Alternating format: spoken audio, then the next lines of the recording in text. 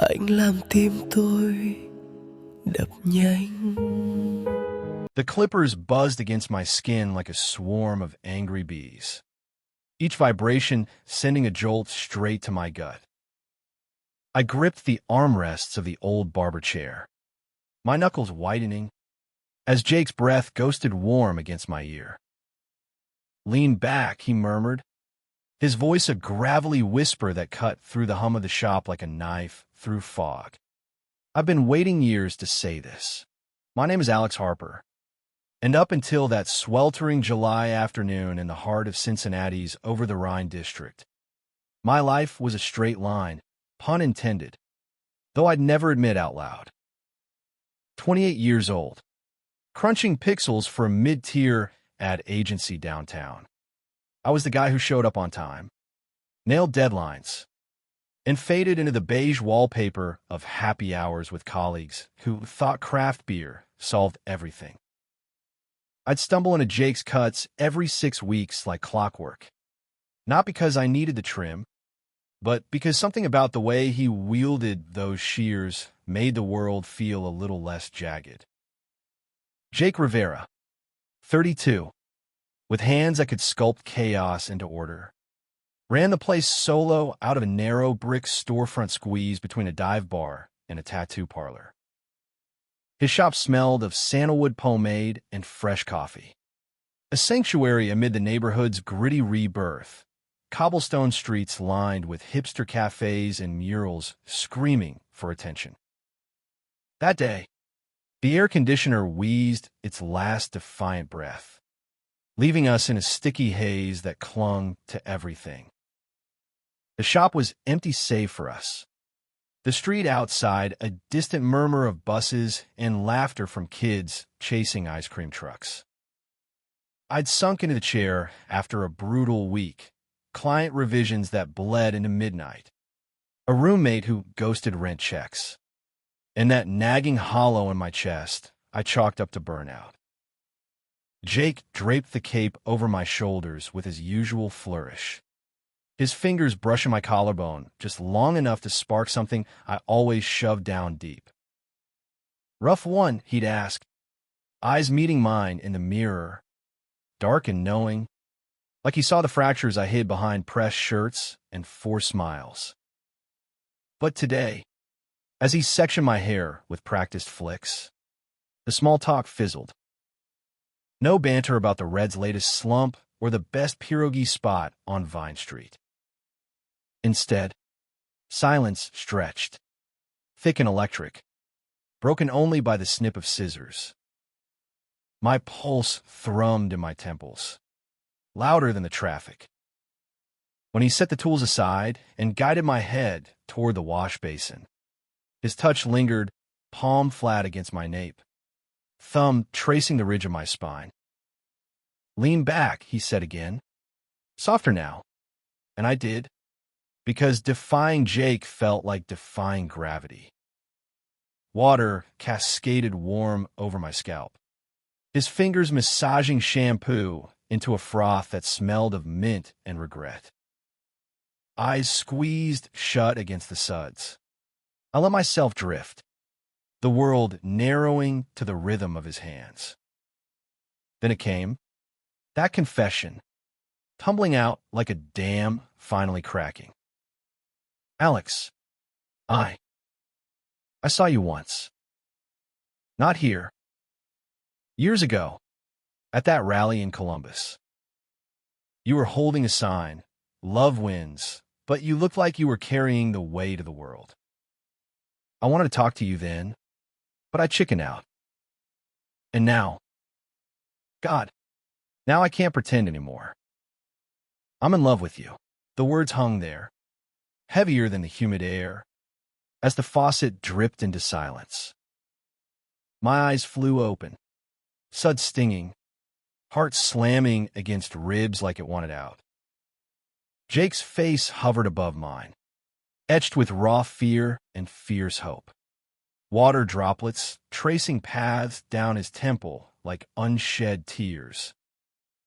In that instant, the shop, the city, my scripted life, shrank to the space between us. Speechless, I reached up, fingers clumsy and wet, cupping his jaw. And just like that, the line I'd towed for years blurred into oblivion. He froze under my touch, breath hitching, those deep brown eyes searching mine for rejection, for flight. But I didn't pull away. Couldn't. The rally, he meant pride. 5 years back, when I'd tag along with a college buddy, nursing a secret I'd buried under layers of denial. I'd wave that sign like a shield, half believing the words, half terrified they'd unravel me. Jake had been there, watching. The thought sent a shiver through me, not from the cooling water, but from the realization that our paths had tangled long before this chair. Jake, I managed, voice cracking like dry earth. You remember that? He nodded, slow, his beard rasping against my palm. Couldn't forget. You stood out, fierce, even in the crowd. Like you were fighting yourself more than anyone else. His confession peeled back my defenses, exposing the ache I named loneliness but knew was longing. We stayed like that, locked in suspension, until the water ran cold. He helped me up, towel drying my hair with gentle swipes, avoiding my gaze as if afraid the spell would shatter. The haircut finished in a daze, snips echoing hollowly, mirror reflecting a man I barely recognized, flushed and undone. When he spun me around to face him, cape discarded, the air crackled. "I'm sorry if that's too much," he whispered, but his eyes begged otherwise. Too much? It was everything. I stood, legs unsteady, and closed the gap, our foreheads touching in the shop's dim light. "It's not," I breathed, and then his lips were on mine, soft at first, tentative, then hungry, like he'd starved for this taste. Salt and mint and the faint tang of aftershave, his hands framing my face as if I might vanish. The kiss deepened, bodies pressing close, the counter digging into my back. But I didn't care. Years of what-ifs ignited in that moment, burning away the doubt. We broke apart gasping, foreheads still sealed, his laugh a shaky rumble against my chest. Guess that's one way to end a trim. I grinned, the first real one in months, tracing the scar above his eyebrow, a remnant from some untold story. Outside, the sun dipped low, painting the shop in amber, and as he locked up, flipping the closed sign with a wink, I knew this was no fleeting spark. Jake slipped his hand into mine, calluses rough against my smoother skin, and we stepped into the twilight streets, the city's pulse syncing with ours. That night blurred into a haze of discovery. His apartment above the shop was a cluttered haven, bookshelves sagging under queer lit and vinyl records, a balcony overlooking the glittering Ohio River. We talked until dawn, confessions spilling like the wine we barely sipped. Jake had come out at 19, raw and defiant in a family that preached silence over acceptance. His father, a stoic factory worker from Lima, had walked out after the news, leaving Jake to forge his path with clippers and grit. "Barbering's in my blood," he said, sprawled on the rumpled sheets, my head on his chest. "But love, that's the real cut, deep, leaves you forever changed." I share my fragments, too, the high school crushes on teammates I dismissed as bromance, the college hookups that left me emptier, the agency job that paid bills but starved the soul. I thought I was broken, I admitted, vulnerability tasting like freedom. He pulled me closer, lips brushing my temple. "Nah, just waiting for the right shears."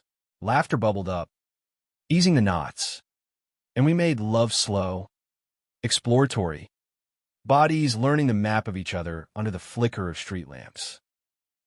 His touch was reverent, mapping scars I didn't know I had, whispering affirmations that stitched me whole.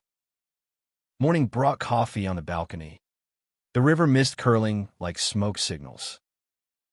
Jake leaned against the railing, apron swapped for a faded band tee, watching me with that quiet intensity. "What now?" he asked, voice laced with the fragility of new beginnings. I set my mug down, stepping into his space. "Now we figure it out. Together." But even as I said it, shadows loomed, my roommate's prying eyes, colleagues' casual homophobia masked as jokes, the family back in Dayton who'd pray for my lost soul if they knew. Jake had his own ghosts, an ex who'd shattered him with infidelity, a shop teetering on rent hikes from gentrifying landlords. Yet in that gaze, I saw possibility, a love worth the fight. Weeks melted into a rhythm that felt stolen yet sacred. Mornings, I'd slip from his bed before sunrise, stealing kisses amid the scent of fresh towels, racing to my desk job where spreadsheets blurred with daydreams of his smile.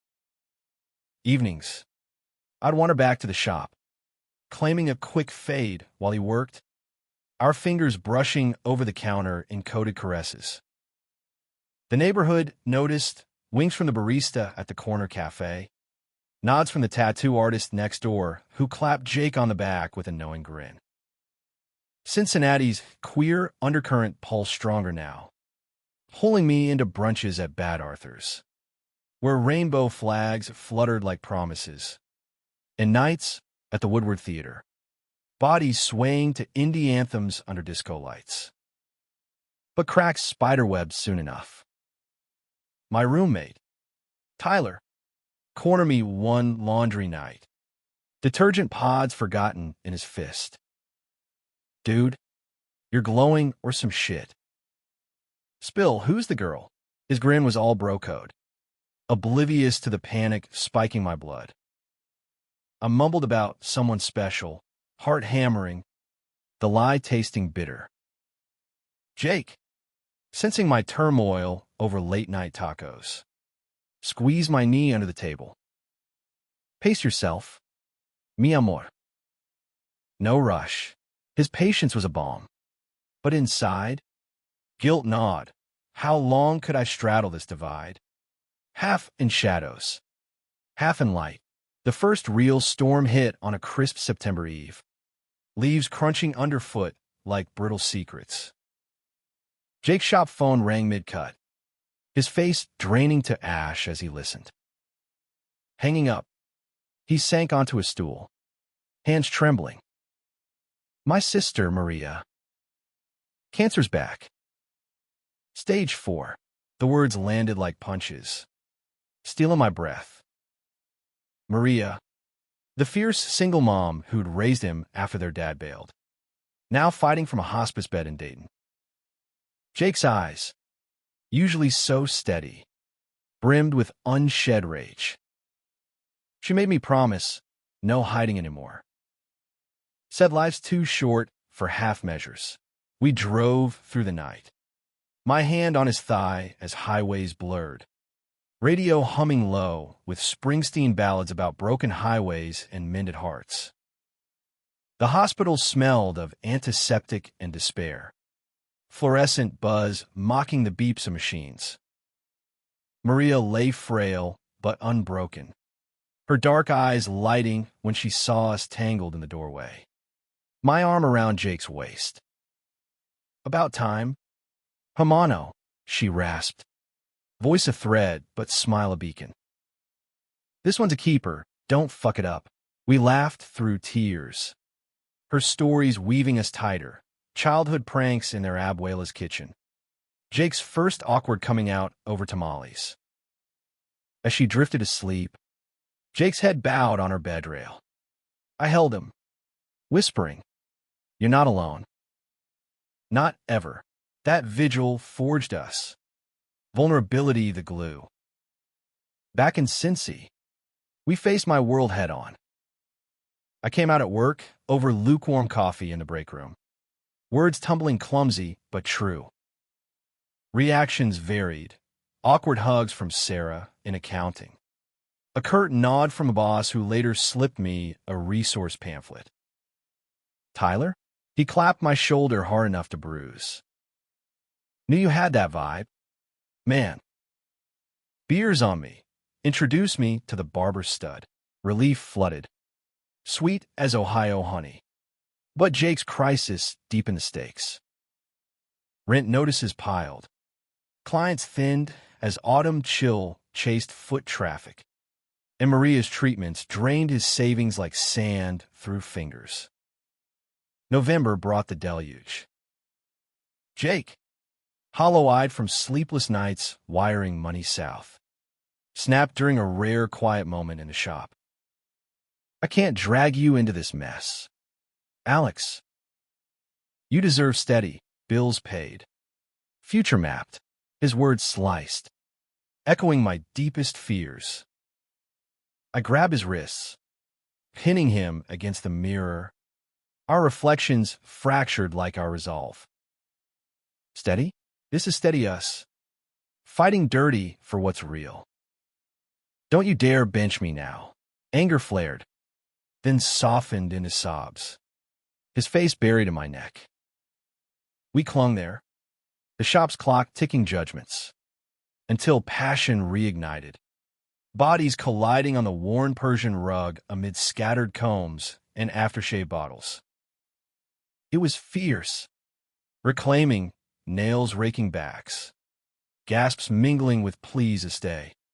God, stay. Winter gripped the city in ice, mirroring the frost on Maria's updates. Jake shuttled weekends to Dayton, me tagging along when work allowed. Our bond a lifeline amid beeping monitors and whispered prayers. Holidays loomed cruel, Thanksgiving at his cousin's, where telenovela aunts pinched my cheeks and plied me with pozole.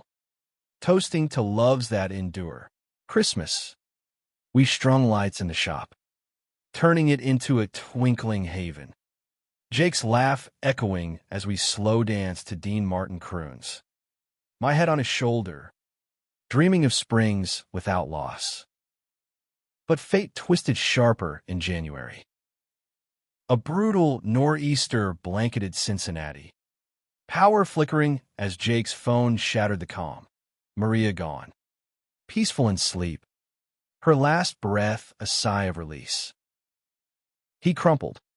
A titan felled, and I held the pieces, funeral arrangements in Dayton's gray drizzle. Eulogy words he'd scrawl on napkins at 3 a.m. My voice steady as I read them beside him at the graveside. Wind whipping our scarves. She taught me to cut through bullshit he'd written, to love loud. No apologies. Mourners nodded, tears freezing on lashes. But Jake's hand in mine anchored us both. Grief's tide ebbed slow, pulling Jake under some days. Me treading water to keep us afloat. The shop teetered, eviction notice taped to the door like a scarlet letter. His hands too unsteady for precision cuts. I dipped into savings, barter design work for leniency from the landlord. A grizzled vet who softened at tales of lost siblings. Nights, we'd huddle under quilts.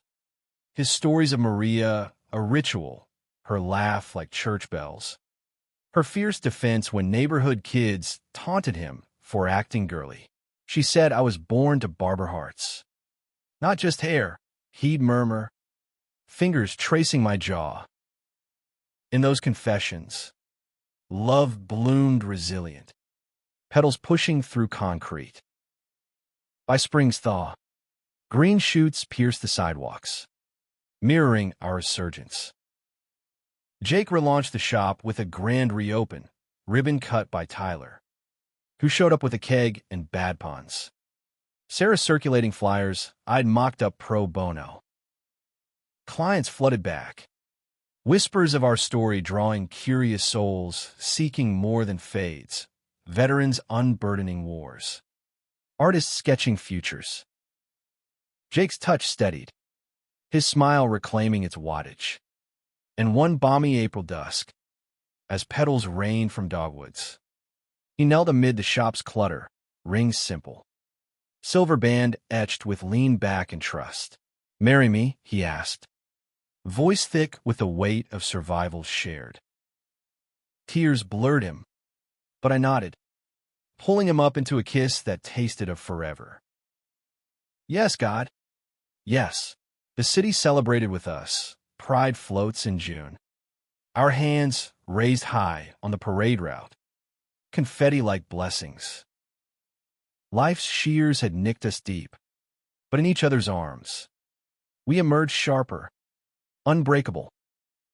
Years later, in that same chair, gray threading our temples, Jake's whisper still undoes me. Lean back. Love, I've got you, and I do. Every time. Speechless in the best way.